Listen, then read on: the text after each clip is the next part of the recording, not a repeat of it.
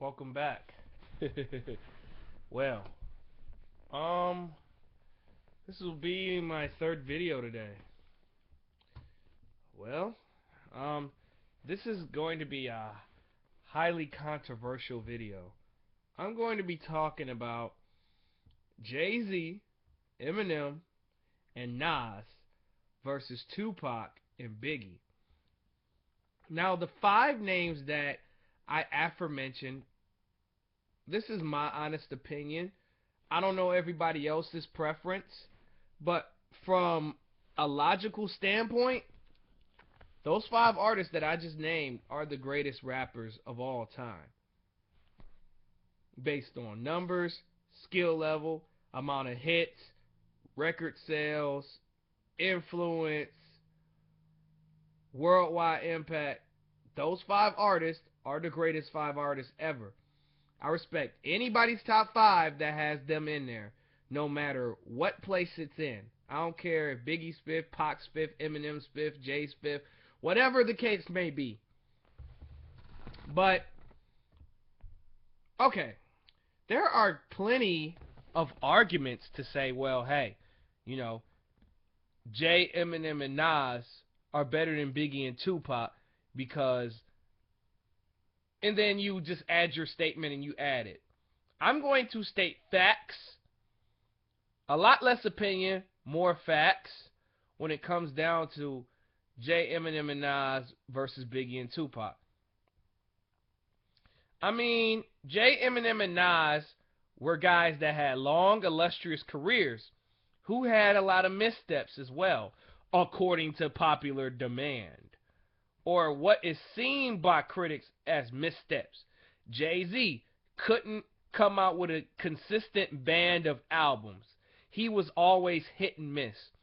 You got a great record like Reasonable Doubt. In My Lifetime Volume 1 was, succumbing to the Puffy takeover. Okay? Then you had Hard Knock Life Volume 2, which made Jay-Z a commercial superstar. 5 times platinum or whatever. Quintuple platinum or whatever you want to call it. Then you come out with Volume 3. Had Big Pimpin'. Had So Ghetto, but it was the overall concept of the album was disappointing to critics. Me, personally, I gave the album a B-. You know what I'm saying? Because it was good in some places, but it was boring in others. It wasn't like anything extremely terrible on there. And then you got, and then, the rest of the career, it's been up and down. Nas put out the greatest rap album of all time in Illmatic. That's pretty much the perfect album from start to finish. Like everything Nas was talking about. Nas was only like what?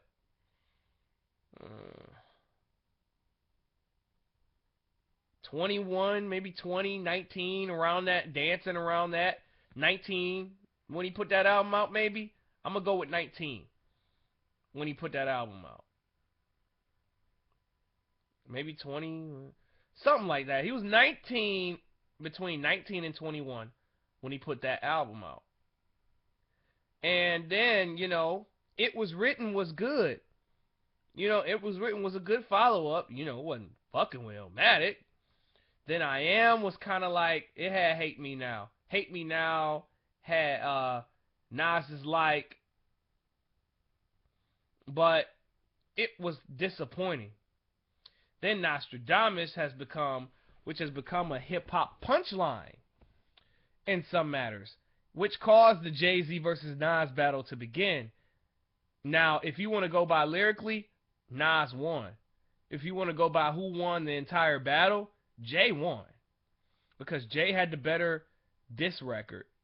Nas had the more vicious diss record. I mean, as far as the battle, if this was a rap battle, I'd pick Nas as the winner. But if we talking about everything that's happened throughout the battle, I mean, Jay-Z lost that battle when he put out Super Ugly. But Jay later won the war once they made up and Jay signed him. So you're paying the dude that beat you in the battle. So that makes you the winner. but it took him about 10 years to win. But anyway, Eminem put out Marshall Mathers LP, one of the best albums in hip hop, period. Eminem's lyrical ability is special. I think he's just unmatched in that category as far as straight up lyricist. Eminem just runs circle, and he's got the sales. A lot of people attribute that to his skin color, which is a scapegoat.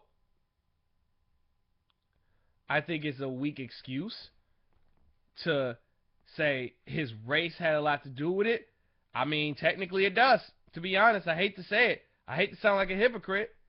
But me personally, my personal opinion, I don't believe that. I think he was like the first white male, the white MC to be on a level like a Tupac or a Biggie or a Jay or a Nas, or to be mentioned amongst greats with Kanye's and you know what I mean, be mentioned amongst these cats, and to stay consistent as well. I mean, and you could argue that Eminem Show is a classic album to me. You could argue that. You know, Slim Shady LP put him on the map. Those are, like I said, now here's Biggie and Tupac. Biggie and Tupac never failed. Never got to enjoy their illustrious careers. Does that make them better than MJ and Nas? Maybe to some people. But me personally, I don't know. On a personal list, you know, I listed 1J, 2M, 3 Pac, 4 Nas, 5 Biggie.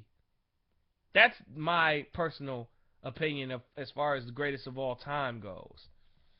Because after a while, I had to realize that Pac sales are staggering, and Nas didn't have the career that Pac, that Jay, that Eminem had. They were iconic. I mean, Nas is an icon too, but he's more of a lower tier icon. Whereas Pac has a worldwide domination. Jay-Z got worldwide domination. Eminem got worldwide domination. Not to say that Biggie and Nas didn't, but that's another story for another day. But when it comes down to it, Pac never failed. All 5 of his albums were good. I'd say about 3 of them were classic. Maybe you could argue Tupacalypse Now, but the last 3 he released, Me Against the World, All Eyes on Me, and The Don Killuminati, were classic albums. Flat out. He's another person that released 3 straight classic albums, but not on the first 3 releases. I mean, Tupacalypse Now was pretty close. And then Strictly For My Niggas was a good album. Had some joints. But Me Against the World just put Pac on a different plateau. Pac was like a revolutionary warrior. He was going to be our first hip-hop president. He was going to be something, a dictator, a president, someone that you give power to. But Pac's attitude and his defiance is what contributed to his death. Biggie put out 2 albums that are considered classics. In my opinion, I think Ready to Die was close to a classic. But I think Life After Death was that album, man. Life After Death was just something else. It was phenomenal. Phenomenal. And then Biggie had 2 albums. Biggie had a short career. He was in the game from 92 to 97. Pac was in there for like 91 to 96.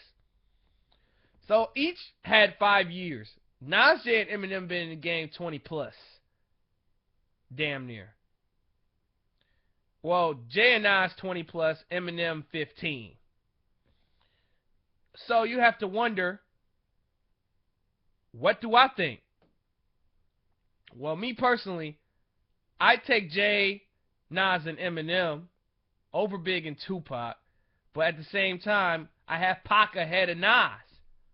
So my decision is a draw, technically, if you want to go there, because I think that Pac had the biggest influence. out of any one of those artists. Jay has the more corporate influence. Eminem got the lyricist influence. Biggie had, you know, the basically the boom bap influence. You know what I'm saying? Because Big's lyrical ability and his flow are the greatest. Big is the greatest flower ever. Nobody got that flow. Can't nobody flow like that. Biggie sounded like he was walking on water and ice cubes and marshmallows. The nigga was smooth, man. And Big instilled a lot of confidence into bigger guys. Because big dudes weren't looked at as sex symbols or oh my God, I want to fuck Biggie. You know what I'm saying? Biggie made it that way. Pac was lyrically defiant. You know what I'm saying? Political, strong. Eminem and Jay and Nas don't get enough credit for being political in their rhymes. And me personally, I think Jay, Eminem, and Nas have the edge due to the fact that their careers lasted a lot longer and they were able to fail and reinvent themselves multiple times after multiple times. So, in conclusion, I think that Pac slips his way in the top 3 because of his influence. Pac was horrible with multi-syllable raps. People confuse that with lyricism. Like, lyrical is multi-syllable. But it's more facets of lyricism than, you know, multi-syllable raps. There's structure, there's haikus, there's you know what I'm saying? Wordplay.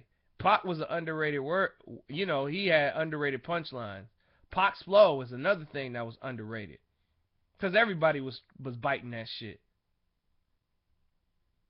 So, therefore, you know, it's an argument for each one of those rappers to get number 1. Maybe except Biggie because of lack of long career. But other than that, I'm signing off. There's another video. Holla back.